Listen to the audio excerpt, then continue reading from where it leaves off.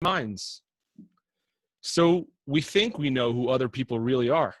And we think we know what happens in our lives and what they're about.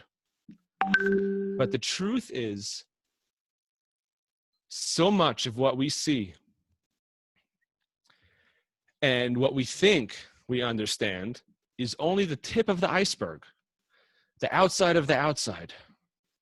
How much do we know, and how much can we know about the deepest depths of another person? How much do we understand? How much can we understand of Hashem's wisdom and purpose that's hidden in all the events of our lives? Or how our simplest actions reverberate in the highest heavens? Here's an unbelievable story. The holy Reb Avraham Borenstein of Sachachev was known as the Avnei Nezer after a sefer he wrote. And when he was a child, he was such a genius that he was already answering questions that his father's most brilliant students couldn't understand. He had one of the greatest minds in the world. And when he reached his bar mitzvah, he married the daughter of Rabbi Menachem Mendel of Kutsk. Can you imagine? He got married when he was 13 years old. But a year later, sadly enough, he got very sick and no one could do anything to help him. They called doctors and they were not able to heal him. So his father went to the holy Kutzker, Menachem Mendel, his son's father-in-law. And he begged him, he says, Rebbe, I'm so afraid for my son. Please daven for him. You know how much he's learned, how he's devoted to Torah. And maybe, Rebbe, if you remind Hashem how great he is and you daven for him, then maybe he'll be able to live. And the Kutzker turned to him and he says, you call this learning? You called him devoted to learning? What has he done? Nothing. Come on. So the Sachachever's father, he says, Rebbe, what do you mean? My son's 14 years old and he already knows the whole Torah by heart. What do you mean it's nothing? The Kutzker just shook his head. He said, nothing. He's done nothing. Absolutely nothing. And no matter how much upset father praised his son and tried to convince the Rebbe to daven for his son, all the Kutzker did was criticize him. Nothing. Really, what's he done in his life? What has he accomplished? And he could not understand the Sachachever's father. He couldn't understand what is going on. Why is the Rebbe acting like this? But a few days later, an unbelievable thing happened. The Sachachever got completely better. His father was so happy, but he still couldn't understand what on earth happened when he went to meet the Kutzker Rebbe. So he said to his son, he says, I know your father-in-law, the Kutzker, is a great Rebbe and an unbelievable tzaddik, mamash the holiest of the holy. But the truth is, I really don't understand him. I went to him to ask him to daven for you, and I praised you, and I said that what a loss it would be for the world if we lose you because you're such a Talmid Chacham and you're so amazing. And I was sure that if he went up to Shemayim, to the Pamalia Shamala, and he said, we're going to lose this unbelievable Talmid Chacham, then you would be healed. But he refused to listen to me. And he kept on saying, hey, you know nothing, and your mamish haven't done anything in your life. I can't understand it. So little 14-year-old Reb Avram, the Sachachever, he started laughing. He says, Oi, Tata, the Kutzker is mamish the holiest. Holy moly, he's so smart. You thought that by praising me, you'd be helping me. But really, the opposite is true. You see, every person comes into this world to accomplish something special, something that only they can do.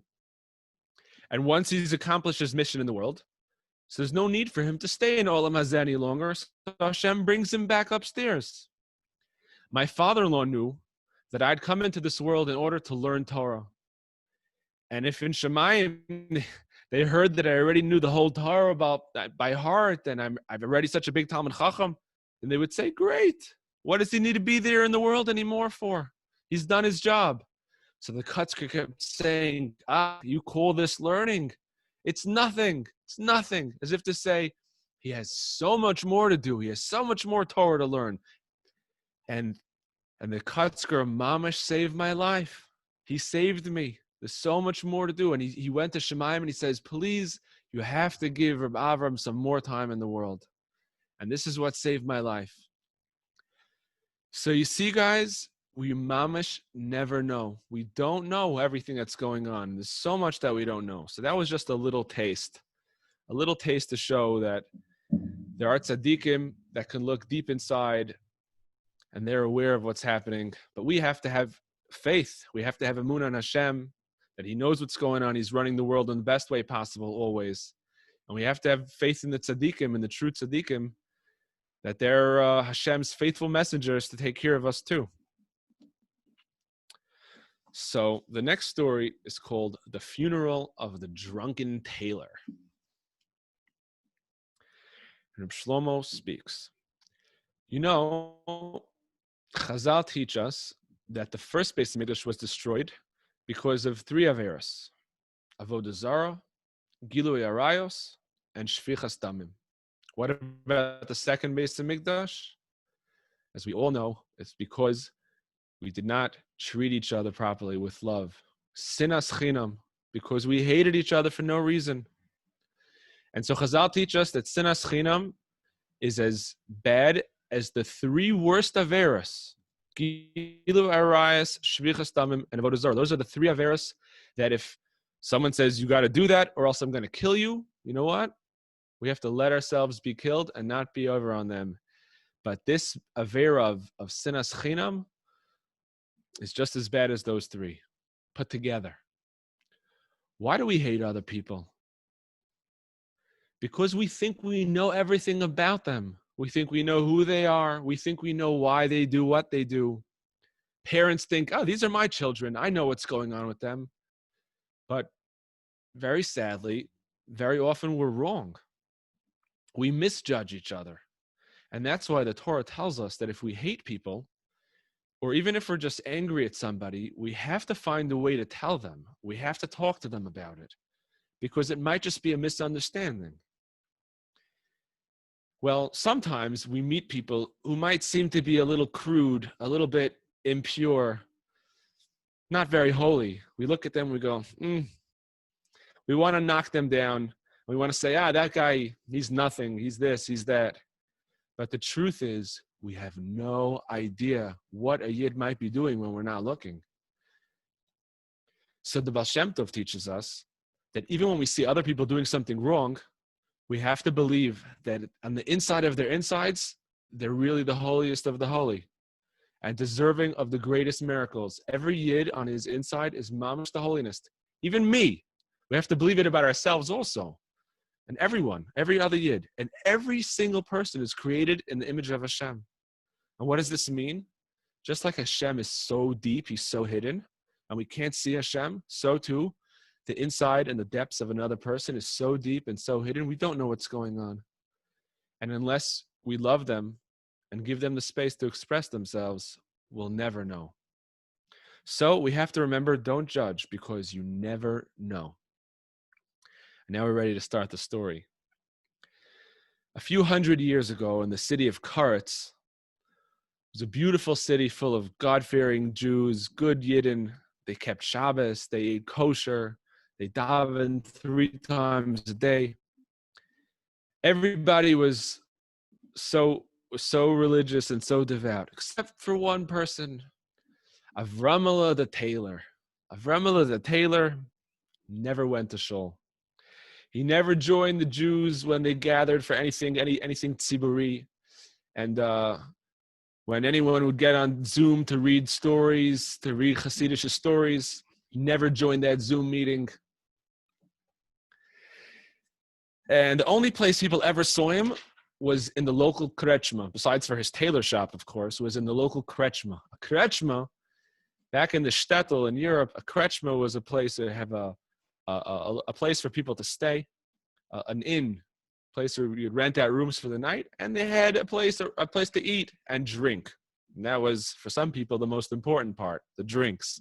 And Avremela, the only place they would see him was in the local krechma late at night. They would see him there drunk. So Avremela was a total outcast. Nobody wanted to have anything to do with him. If their clothes were torn, fine, they had to go to Avremela. He was the only tailor. But besides for that, Nobody spoke to him, and nobody cared about him. Now, the Rebbe of Karetz at that time was Rav Pinchas Shapiro, known as Rav Pinchas Karetzer. He was one of the top students of the Baal Shem Tov. And one day, after Shacharis, Rav Pinchas saw there was a whole crowd of people talking in the corner of the shul. There was something going on. What was happening? The shamus was trying to get a minyan together for something, but people didn't really want to join. Rav Pinchas kept seeing people go over and talk to him and go, nah, and they walked away. So Rav Pinchas hurries over. He says, "No, what's going on here, Chavra?" And the shamus looked embarrassed. Rebbe, it's nothing. Don't worry about it. I got it. I'll take care of it. Rav Pinchas says, No, tell me. What's going on? He says, well, it's just that the most disgusting Jew in the city, Mamish, the lowest Jew, he died today, and nobody wants to go to the funeral. Pinchas' face turned angry and cold. And he said, I didn't know there were any disgusting Jews in Karetz. Who in our city is considered so unworthy that no one wants to do the mitzvah of accompanying him Halvayas Hameis, accompanying him to his final resting place? So the shamus said, Avremela, the tailor, the one who's always, drunk. And Pinchas turned white. Pinchas Karetzer turned pale. All the blood rushed out of his face. And people looked at him and thought he was going to faint. And he started crying, sobbing from the depths of his heart. I can't believe it. I can't believe it. Gewalt, my dearest friend, the tailor. My friend, the tailor has left the world. What time is his levaya? I must go. So word quickly spread through Karetz that the holy Rav Pinchas was going to the funeral of Rav Avraham the tailor.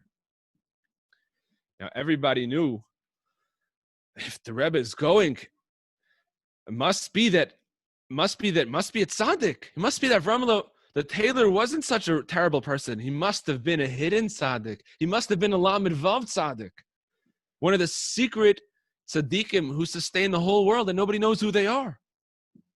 Suddenly, everybody wanted to go to the Levaya. So all the Yidden of Karetz turned out for Avremela's Levaya, and everyone's going, Avremela, we're so sorry. We're sorry we said bad things about you. We're sorry we didn't care about you. We didn't know you were mamash the holiest. Please daven for us in Shemayim. And all the mothers were there begging, Avremela, please daven for my children. My daughter Malka needs to get married. My daughter Sarah, everyone's crying, and unbelievable scene. You can imagine what a scene. Rav Pinchas himself is walking right behind the casket, tears rolling down his cheeks into his beard. If you want to know how important the person is in Shemayim, look at his funeral. Except for nowadays. Nowadays is special. Nowadays, unfortunately, we can't go to everybody's Levaya. But if we could, the funeral of Avremela the tailor, wow, that was mamash gewalt. If you've never seen such a funeral. Now, on that particular day, there was another Talmud of the Baal Shem Tov who was visiting Karetz. His name was Rabbi Yeva. Rabbi Yeva was good friends with Rabbi Pinchas Karetzer, and he had come to visit. And of course, he also went to the Levaya. And he watched the whole scene quietly, not saying anything, just watched. This is interesting. After the Levaya was over, he went back to Reb Pinchas's house, and they sat down together, and he says, Reb Pinchas, I must know what's going on here. Maybe you can fool the whole city into thinking that this tailor was holy, but you and I know the truth. He was really just exactly what he looked like. He was a Pashut Yid. And maybe not even, maybe he wasn't even the best Yid in the world. Maybe a little less than that. So tell me the truth. What were you crying about so much? And what did he do to deserve such a funeral? Rabbi Yevi, my friend, really, we mamish know so little about other people. Let me tell you a story. This is a story within a story. Rav Pinchas says, do you remember that there was an orphan girl, a Yatama, Fegala? that she grew up in my house. You remember my wife and I adopted her when she was a baby. Her parents passed away. We took care of her like she was our own daughter. Well, 6 months ago, she turned 14. And of course, if you turn 14 and you're a girl, it's time to get married, right? So we arranged a shidduch with another orphan, a good boy, mamash, a really sweet boy from a nearby city. We borrowed money from every person we know to make a chuppah, to make the most beautiful wedding for these Yisamim and didn't have their own parents. We wanted to make sure that this day is the most special day of their life. This wedding was just a few weeks ago, And just a few minutes before the chuppah was supposed to start, the chassan came running over to me and he says, Rebbe, you forgot something. I don't have a talis. And, the minhag is that usually the kala buys a talis for the chassan. But over here, they forgot to give the kala money to buy the talis for the chassan. So I says to him, you're right. But I don't know what to do. Have a little rachmanis on me. I can't get one right now. A talis cost 10 rubles, and I used up all the money I have for this wedding. I don't even have anyone I could borrow from. I borrowed from everybody in town. I owe them all. So I'll get a few in a few weeks. In the meantime, I'll lend you a talis you could use. And he wasn't very happy about this. He says, but Rebbe, everyone will laugh at me if I don't have a new talis. How's it going to look? I come a day after my wedding with an old talis. I knew he was right. And he had nobody else in the world to take care of him. So how could I refuse him? So I said, okay, I'll do my best. Wait here. You never know. Maybe Hashem will open up the gates. So I started walking down the street, trying to think of somebody, anybody. I needed to get money for Eli's talis. I didn't know where to go. I didn't know what to do. So I figure, I'll go to the first house that has a light on, and I'll ask for money. Maybe Hashem will send me to the right place. So I'm walking. I saw a light in a window, and I went up to the house and knocked on the door. You know whose house it was? You guessed it right. It was Avremela the tailor. Avremela opened the door. He saw me standing there. His face lit up with joy. Rebbe! I never thought you would come visit me. This is so exciting. It's such an honor. I don't feel worthy, but thank you so much. Wow, I'm so happy you're here. I'm so excited. What can I do for you? I'll do anything for you. Wow, he made me feel so good. He knew how to greet someone, that's for sure. So I said, Avremela, you're so sweet.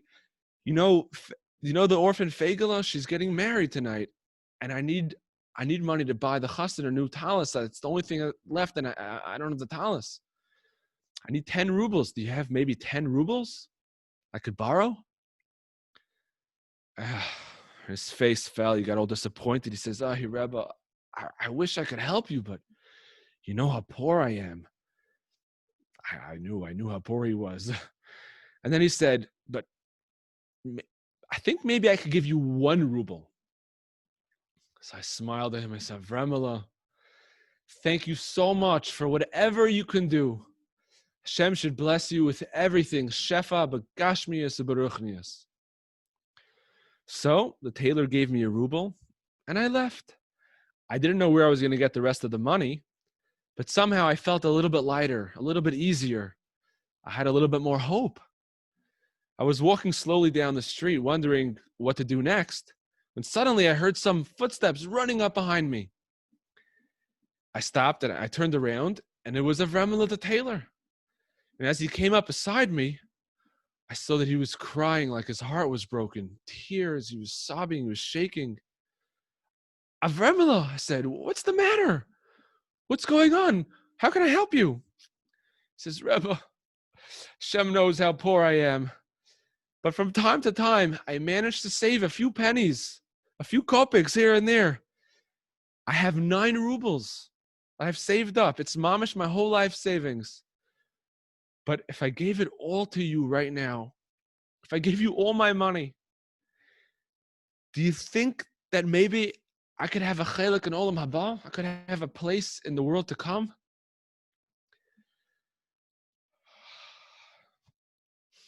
I put my hands on Avremela's head and I said, Holy Avramala, Holy Taylor, I know how poor you are. Fagel is waiting, and the Chas and Eli is waiting. And for them, every minute they're waiting feels like forever. If you do this mitzvah and you give your money to me now, it will be because of you the wedding is going to happen right now. And I promise you by the God of Avraham, Yitzchak, and Yaakov, the God of Sarah, Rivka, Rachel, and Leah, that you will have a place in Olam Haba. And so, Rav Pinchas said to Rav Yevi, I went to Rav Avremela's funeral, and I cried as I walked behind his coffin, because I could see that his neshama was wrapped in the talis that he bought with his last 10 rubles for the chassid and kala, for the yatom and the yatoma. You know, we think we're so perceptive. We trust what we see with our eyes. And the truth is, if we only look with our eyes, we're mamish blind. Because our eyes can't see beyond the surface. But we need to look in a different way, not with our eyes, but we need to look with our hearts. With our hearts, maybe we could see what kind of talis another person's neshama is wrapped in. We have to remember, no matter how smart we are, we mamish never know. We never know. Should we do another story? Okay, I think we have time for another story.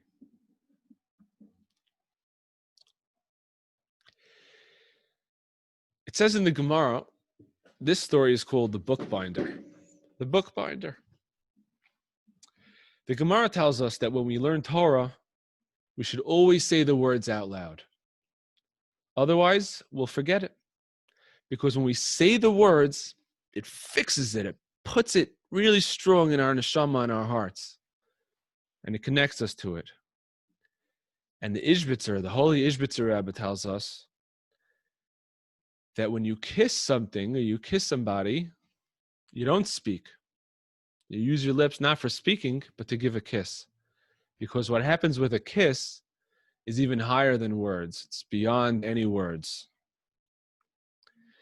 So there was once a bookbinder named Moishe. He lived in the city of Premishlan. He was a bookbinder. People would bring him their books. He would sew them up real good and take care of the books, and they would come out. Instead of a book that was falling apart, it would be so beautifully bound, put together, and it would last for ages. Moishe was a very quiet, very simple person.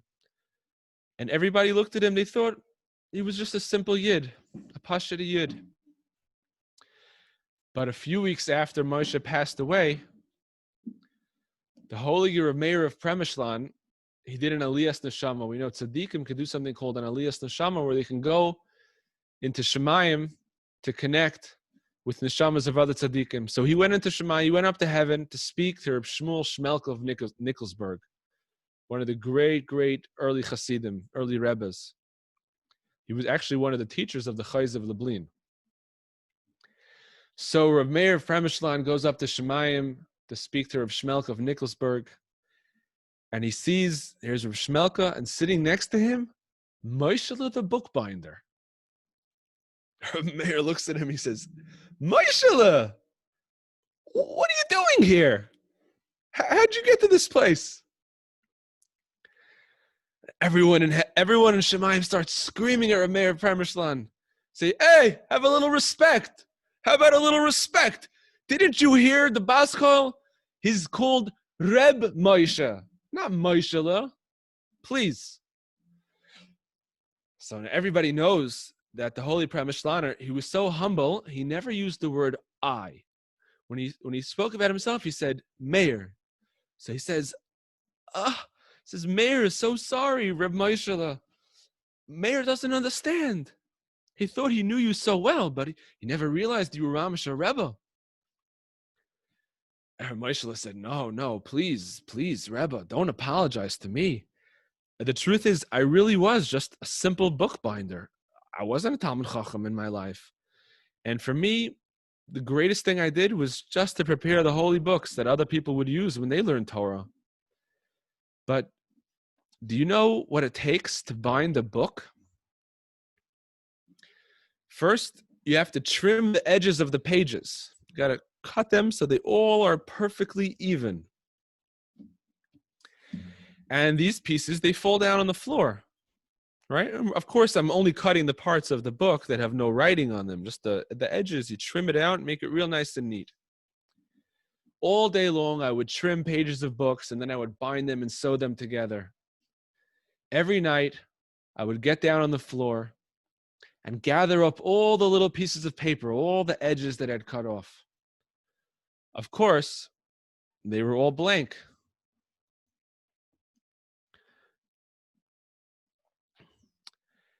But blank or not, I remembered that these little pieces, these little scraps, they came from Sfarim Kedoshim, they came from holy books. So I would pick up every little piece of paper, give it a kiss, and I would take them all to the cemetery to be buried with the other Shemus. Well, 2 weeks ago I passed away and I came up here to Shemayim, and every single one of those pieces of paper was sitting here waiting for me. And for the first time, I could see what was really written on them. They weren't empty, they were filled with secrets. And so as my reward for honoring them, I'm now sitting next to Reb Shmuel Shmelka. You know, Reb Shlomo tells us paper with writing on it, with Torah on it, is very, very holy. But it's not as holy as paper that looks to be blank. When you find that kind of holy paper, hold it up and look at it in the light. Maybe take a candle and look at it, but not a regular candle. You need to look at it with the candle, Ner Hashem Nishmas Adam. You need to look at it with the candle of your soul, of your inside. And maybe on the blank paper, you'll find your name and your father's name, and your grandfather, your great-grandfather. It goes all the way back, and you'll see, maybe you'll be able to see in all the blank places how connected you are to the Yid and to your grandparents, all the way back to Yaakov Avinu, to Yitzchak, to Avram Avinu. Maybe you'll see how you're connected to all the other Yidden in the world. And imagine, you look at that paper, and maybe you'll see your children and your grandchildren, and they'll look back and see you. And one day soon, Bezrat Hashem will be able to come to the great day when all the blank paper will be revealed. We'll be able to see all the hidden writing. That's the story of the holy bookbinder, Reb Moishala. So I'm gonna unmute and if anyone has any